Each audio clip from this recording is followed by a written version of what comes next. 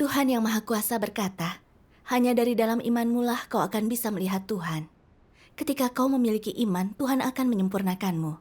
Tanpa adanya iman, Dia tidak bisa melakukan ini. Tuhan akan mengaruniakanmu apapun yang ingin kau dapatkan.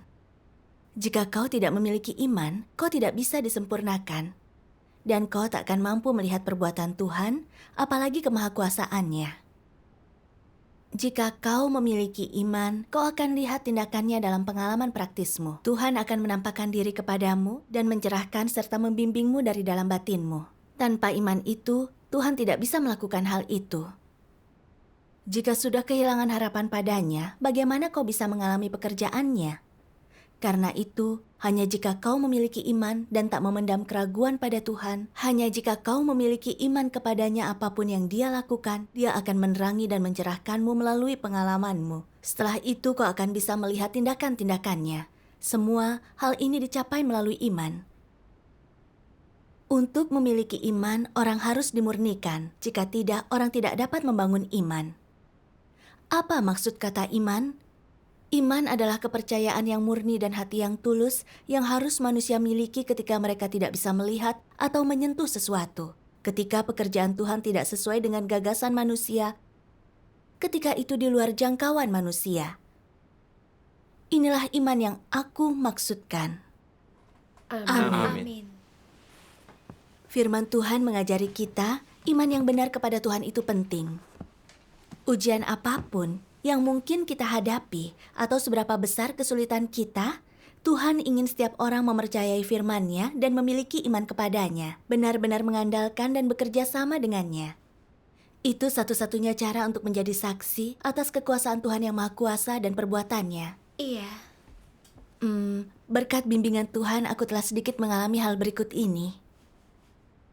Pada pagi hari tanggal 18 November 2016, aku menerima pesan online dari seorang saudara di Italia. Dia ingin tahu lebih banyak informasi tentang gereja Tuhan yang Maha Kuasa. Saat aku membacanya, aku bisa merasakan urgensi dalam kerinduannya akan kedatangan Tuhan kembali. Kami mulai berkomunikasi melalui aplikasi terjemahan. Dia merasa kecewa terhadap kerusakan dan kebobrokan di dalam gereja Katolik. Jadi dia telah mencari gereja yang benar sejak tahun 1991. Dia membaca buku-buku Watchman Nee, tetapi dia tidak pernah mendapat makanan rohani. Dia berkata, hidup tanpa Tuhan itu menyakitkan, putus asa, dan tidak bermakna. Lalu dia melihat media online dari gereja Tuhan yang Maha Kuasa, dan dia langsung tertarik. Dia berkata ini tampaknya gereja yang benar, dan ingin mempelajari lebih lanjut tentang gereja itu. Melihat betapa bersemangatnya dia mencari kebenaran, membuatku merasakan urgensi yang lebih besar.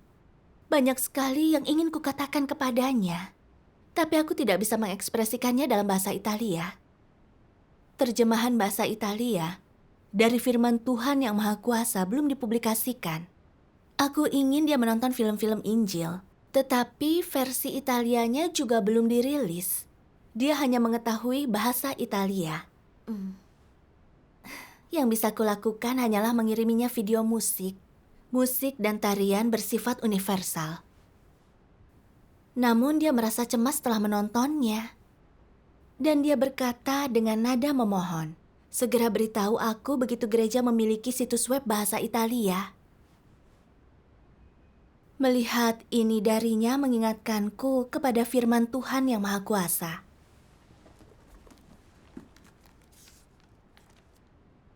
Bagaimana kau akan sampaikan apa yang kau lihat dan alami kepada orang saleh yang miskin dan menyedihkan, yang lapar dan haus akan kebenaran dan membutuhkan penggembalaanmu? Orang-orang macam apakah yang menantimu menggembalakan mereka? Dapatkah kau membayangkannya? Sadarkah engkau akan beban yang engkau pikul akan amanatmu dan tanggung jawabmu? Di manakah rasa misi bersejarahmu itu? Bagaimana engkau akan melayani dengan baik sebagai tuan di masa mendatang? Apakah engkau memiliki rasa pertuanan yang kuat? Bagaimana engkau akan menjelaskan tentang Tuhan atas segalanya? Apakah dia benar-benar Tuhan atas semua makhluk hidup dan hal jasmani di dunia? Apa rencanamu bagi kemajuan tahap pekerjaan berikutnya? Berapa banyak orang menantikanmu untuk menjadi gembala mereka? Apakah tugasmu berat? Mereka miskin, menyedihkan, buta, dan juga bingung. Meratap dalam kegelapan. Di manakah jalan itu?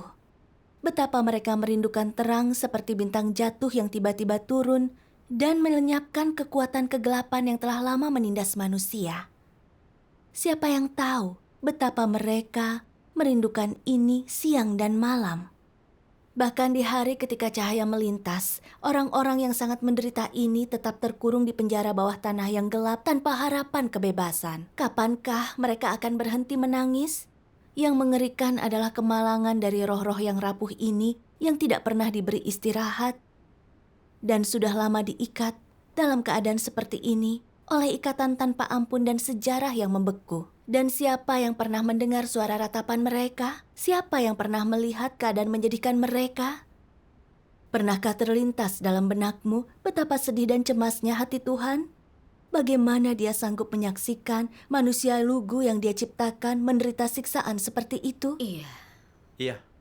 Setelah membaca firman ini, aku sadar Tuhan mempercayakan kita untuk menyebarkan Injil dan menjadi saksi. Tetapi bahkan dengan permintaan Tuhan yang mendesak, aku merasa tak berdaya. Aku tak bisa menjadi saksi untuk pekerjaan Tuhan. Aku tak bisa menolong saudara yang tersesat dalam kegelapan itu mendapatkan makanan dari firman Tuhan. Aku merasa sangat buruk. Aku ingin menangis saat membaca pesannya dan merasa berada di antara dua situasi sulit. Jika mundur, aku akan menunda penyelidikan, jalan yang benar yang dia cari dan idamkan. Namun jika aku maju, aku akan harus bergantung pada alat penerjemah yang tidak akurat. Terkadang alat itu tidak akurat bahkan untuk hal sederhana, apalagi istilah-istilah rohani. Bagaimana kami bisa berkomunikasi? Aku merasa terbisu, mataku terbuka lebar, tetapi tidak bisa melakukan apapun. Aku terpikir untuk mencari saudara-saudari yang bisa bahasa Italia, tetapi aku tidak bisa menemukan siapapun. Pada titik itu, aku tidak tahu harus bagaimana. Aku berpikir, bahasa Italia yang kutahu hanyalah halo dan selamat tinggal. Jadi bagaimanapun, aku tak akan pernah menjadi saksi untuk pekerjaan Tuhan pada akhir zaman. Aku merasa sedih. Keesokan harinya, dia mengirimiku pesan yang berkata, hal pertama yang terpikirkan olehnya saat bangun adalah bertanya kepadaku tentang gereja Tuhan yang Maha Kuasa. Karena dia terus mengirimkan pesan kepadaku, aku jadi merasa gelisah. Aku pun segera berdoa. Ya Tuhan, aku tak pernah belajar bahasa Italia dan tak tahu cara menyebarkan Injil kepada saudara ini. Tuhan, tolong bimbing aku. Setelah berdoa, aku teringat firman Tuhan ini. Engkau harus percaya bahwa semua berada di tangan Tuhan dan manusia hanya bekerja sama. Jika hatimu tulus, Tuhan akan melihatnya dan Dia akan membuka semua jalan bagimu. Menjadikan yang sulit tidak lagi sulit. Inilah iman yang harus kau miliki. Kau tidak perlu khawatir sementara kau melaksanakan tugasmu selama kau menggunakan semua kekuatanmu dan melakukannya segenap hati. Tuhan tak akan mempersulit atau memaksamu melakukan sesuatu di luar kemampuanmu. Benar.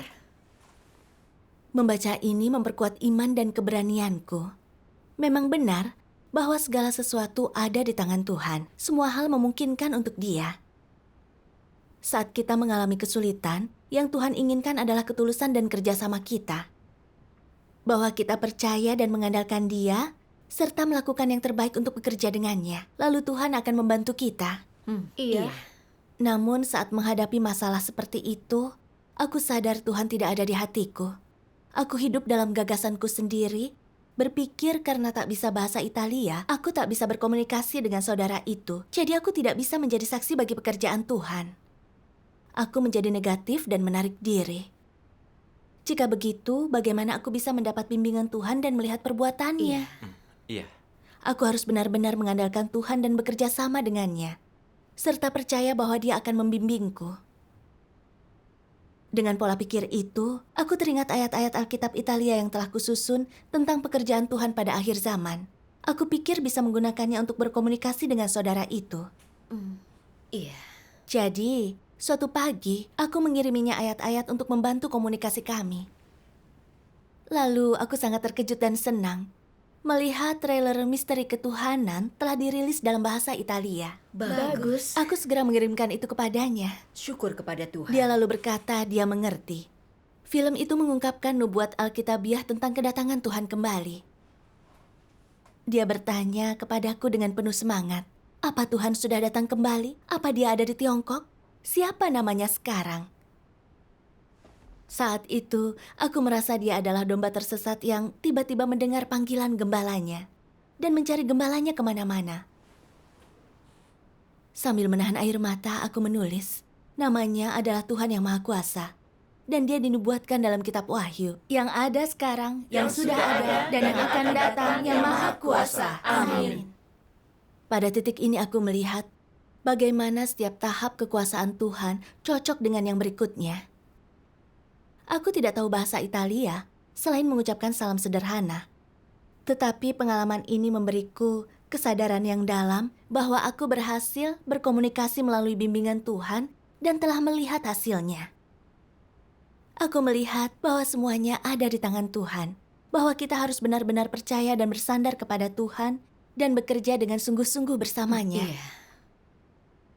Setelah itu, aku menghadapi ujian lain.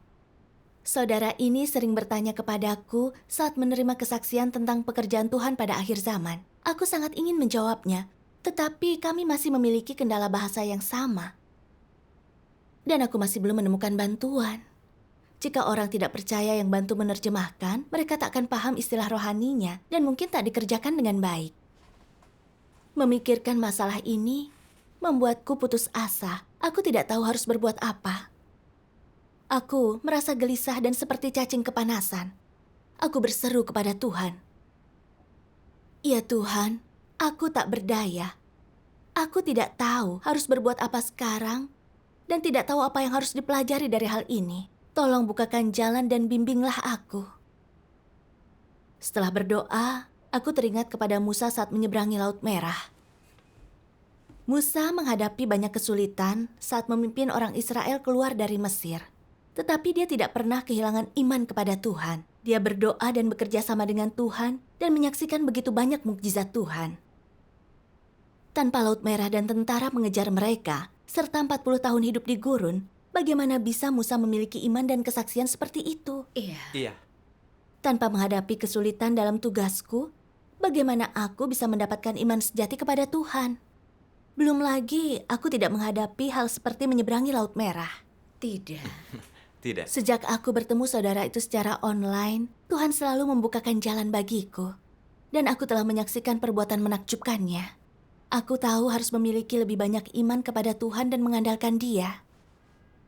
Pada titik ini, aku menyadari Tuhan ingin menyempurnakan iman dan kepercayaanku kepadanya melalui kesulitan ini untuk memberiku pemahaman nyata tentang kekuasaan Tuhan yang Maha Kuasa melalui pengalamanku sendiri. Setelah memahami kehendak Tuhan, aku yakin Tuhan akan membukakan jalan bagiku.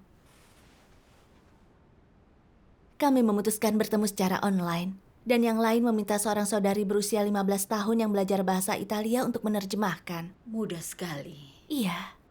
Saat mendengar anak berusia 15 tahun ini akan menerjemahkan, aku memikirkan diriku dan saudari muda ini. Aku masih muda, imanku juga baru, dan belum pernah berkhotbah. Akankah seorang gadis bisa membantu mengkhotbahkan Injil? Aku merasa sangat tidak yakin. Namun saat mendengar dia membaca firman Tuhan dalam bahasa Italia dengan lancar dan memberitahuku dia cepat mengingat kata-kata baru, aku pun terkejut sekaligus merasa malu. Tuhan telah mengumpulkan semua orang yang tepat untuk pekerjaan menyebarkan Injil ini. Kemudian aku teringat firman Tuhan.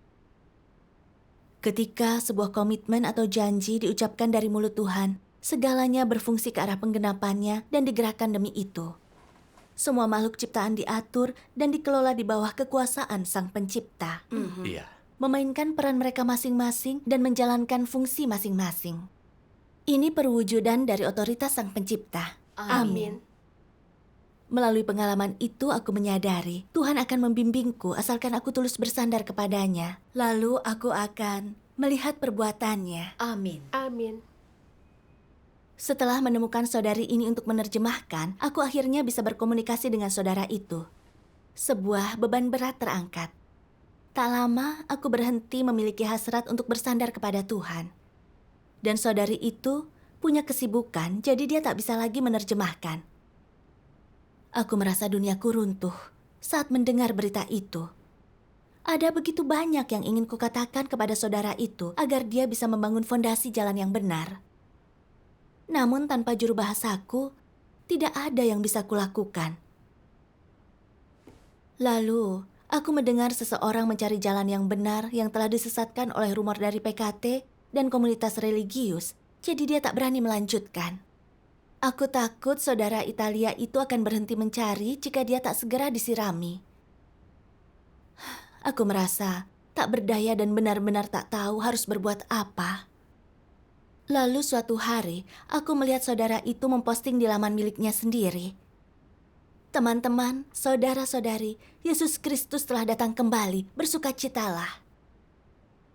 Melihat dia memposting itu, membuatku jadi berkeringat dingin. Dia memiliki lebih dari 3.000 teman religius.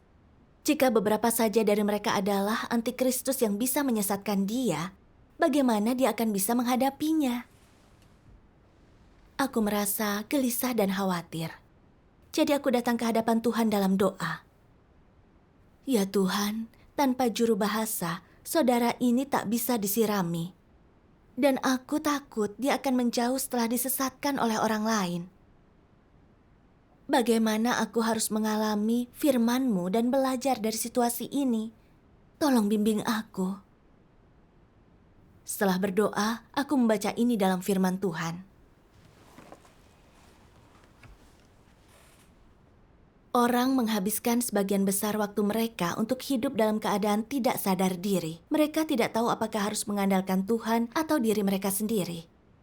Mereka kemudian cenderung memilih mengandalkan diri sendiri, lingkungan, orang, peristiwa, dan hal-hal yang mengelilingi mereka dan bermanfaat. Orang paling mahir melakukan hal ini. Hal yang paling tidak mahir mereka lakukan adalah mengandalkan Tuhan dan menghormatinya. Karena mereka merasa melakukan itu merepotkan. Mereka merasa menghormati Tuhan tak dapat dilihat dan diraba. Hal itu samar dan tidak realistis. Jadi dalam aspek pelajaran ini orang melakukannya dengan buruk dan jalan masuk mereka paling dangkal. Jika kau tak belajar cara menghormati dan mengandalkan Tuhan, engkau tidak akan pernah melihat Tuhan bekerja dalam dirimu, menuntunmu, atau mencerahkanmu. Jika engkau tak mampu melihat hal ini, maka pertanyaan di lubuk hatimu seperti apakah Tuhan itu ada dan apakah Dia membimbing manusia dalam segala aspek kehidupan akan tetap memiliki tanda tanya, bukan tanda titik atau tanda seru. Apa Tuhan menuntun segalanya dalam kehidupan manusia? Apa Tuhan mengamati kedalaman hati manusia? Untuk apa kau mempertanyakan hal-hal ini? Jika engkau tidak sungguh bersandar kepada Tuhan atau menghormatinya, engkau tak akan mampu memiliki iman yang sejati kepadanya. Jika engkau tidak mampu memiliki iman sejati kepadanya, maka pertanyaanmu tentang semua yang Tuhan lakukan akan selamanya tetap tidak terjawab. Iya. Firman Tuhan membangunkanku, dan aku sadar telah melupakan Tuhan. Saat Tuhan meletakkanku di tempat aku merasa tak berdaya, saat aku merasa tak bisa berkomunikasi dan tak tahu harus bagaimana, Tuhan menjadi penyelamat bagi diriku. Namun saat situasi dan orang-orang yang tepat ada di sana, aku langsung mengandalkan orang-orang. Karena hal itu terasa lebih nyata. Saat saudari muda itu datang untuk membantu saat aku membutuhkan, aku tahu itu perbuatan Tuhan. Namun setelahnya, aku masih berpikir entah saudara itu akan menerima pekerjaan Tuhan pada akhir zaman, bergantung kepada juru bahasa itu. Imanku kepada Tuhan tidak tulus. Lalu aku teringat firman Tuhan Yesus. Bapakku yang memberikan mereka kepadaku lebih besar dari segalanya, dan tidak seorang pun yang dapat merebut mereka dari tangan Bapakku. Domba Tuhan mendengar suaranya. Tidak ada rumor, kebohongan, atau kesulitan yang bisa merebut mereka dari tangannya. Ini adalah otoritas Tuhan. Aku harus mempercayai firman Tuhan, melakukan tugasku, dan menjelajahi setiap jalan menuju persekutuan bersama saudara itu. Entah dia disesatkan oleh rumor dan kebohongan, itu bukanlah keputusanku. Setelahnya, aku membaca firman Tuhan yang Maha Kuasa. Selama ribuan tahun, iblis telah merusak manusia dan melakukan banyak kejahatan, menipu generasi demi generasi, dan melakukan kejahatan keji di seluruh dunia.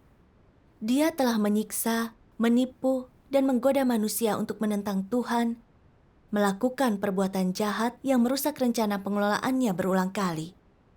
Namun, di bawah otoritas Tuhan, segala sesuatunya dan makhluk hidup terus mematuhi aturan dan hukum yang ditetapkan oleh Tuhan. Dibandingkan dengan otoritas Tuhan, natur kejahatan iblis dan amukannya sangat amat buruk, begitu menjijikkan dan keji, dan juga begitu kecil serta rentan. Meski iblis berjalan di antara segala sesuatu yang diciptakan oleh Tuhan, ia tidak mampu membuat perubahan dalam diri orang, hal, dan objek apapun yang diperintah oleh Tuhan. Amin. Amin. Amin. Firman Tuhan membantuku merelakan. Memang benar bahwa semua hal ada di bawah kekuasaan Tuhan. Dan tak seorang pun bisa menghalangi jalan yang Tuhan inginkan. Tak seorang pun bisa mengambil domba Tuhan. Jika penipu bisa masuk ke rumah Tuhan, mereka akan disingkap dan disingkirkan. Ini merupakan kuasa Tuhan. Aku sadar diriku tak memahami Tuhan. Aku adalah contoh hidup dari hal itu. Sebelum menerima pekerjaan Tuhan yang Maha Kuasa, aku telah lama mendengarkan kebohongan PKT dan dunia religius. Meskipun ada banyak hal yang menghalangiku, firman Tuhan menarikku untuk menerima pekerjaannya pada akhir zaman.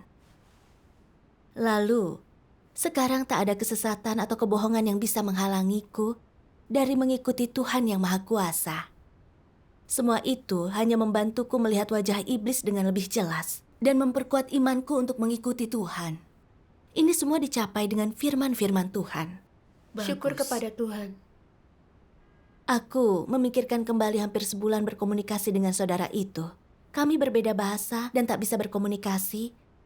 Tetapi kami tetap melanjutkan sampai dia menerima pekerjaan Tuhan pada akhir zaman. Dia bahkan menyebutkan menyebarkan Injil dan mendirikan gereja di Italia. Dapatkah semua itu tercapai tanpa bimbingan Tuhan? Tanpa firman Tuhan yang menaklukkan orang-orang? Sudah pasti tidak.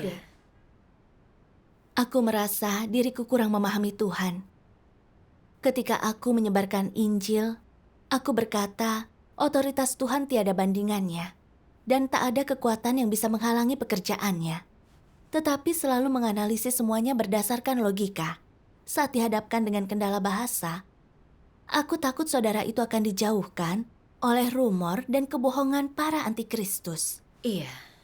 Waktu itu aku hidup dalam ketakutan. Namun, apakah dia bisa menerima jalan yang benar ada di tangan Tuhan? Itu ditetapkan oleh Tuhan. Alih-alih khawatir, aku seharusnya melakukan tugasku dengan baik dan bertanggung jawab. Dengan itu, aku berdoa kepada Tuhan, bersedia tunduk pada kekuasaannya. Bagus. Yang mengejutkan adalah, saudari muda itu mengirim pesan untuk memberitahuku dia senggang dan bisa menerjemahkan lagi. Bagus. Iya, aku akhirnya bisa berkomunikasi lancar dengan saudara itu. Syukur Syukur kepada kepada Tuhan. Tuhan. Syukur kepada Tuhan. Meskipun terkadang aku merasa patah semangat, dan terkadang aku merasa sangat gelisah dalam proses menyebarkan Injil dengan saudara itu, saat aku mengandalkan Tuhan, aku menyaksikan bimbingan dan perbuatannya yang menakjubkan. Aku sadar pekerjaan Tuhan dilakukan oleh dia sendiri, dan imanku kepadanya bertambah. Ini adalah kasih karunia dan rahmat Tuhan. Iya. Kupikir menyebarkan Injil adalah untuk menyelamatkan orang lain. Tetapi aku lalu sadar bahwa dalam prosesnya, akulah yang mengalami pekerjaan dan firman Tuhan.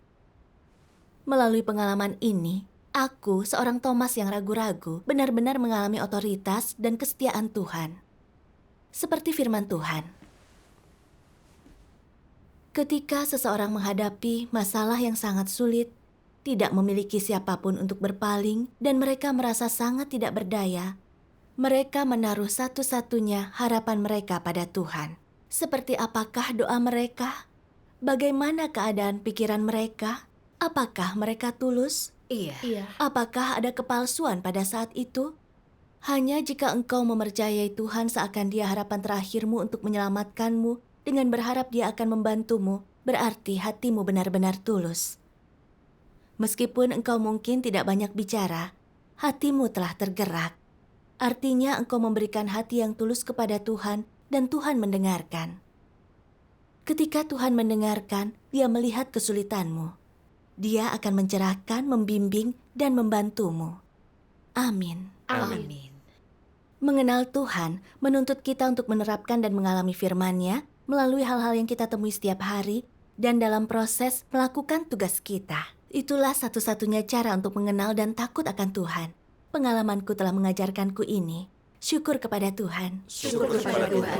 Hanya dengan mengandalkan Tuhan, secara tulus kita bisa melihat bimbingannya. Benar. Benar. Benar. Tepat sekali. Hikmat terhebat Benar. adalah Iya. mencari Tuhan dan mengandalkannya dalam semua hal.